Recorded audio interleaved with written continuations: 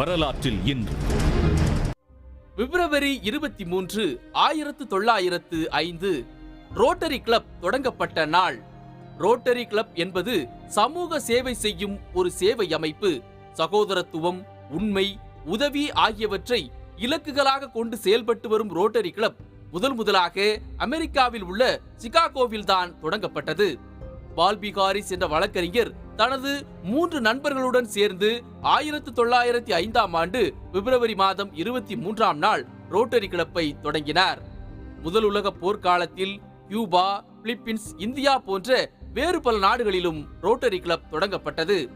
பிந்தைய காலகட்டங்களில் ரோட்டரி என்ற பெயர் மாறி ரோட்டரி இன்டர்நேஷனல் என்று பெயர் மாற்றம் செய்யப்பட்டது. ரோட்டரியில் உள்ள ஒவ்வொரு உறுப்பினரும் ரோட்டேரியன் என்று அழைக்கப்படுகிறார்கள். 1985ஆம்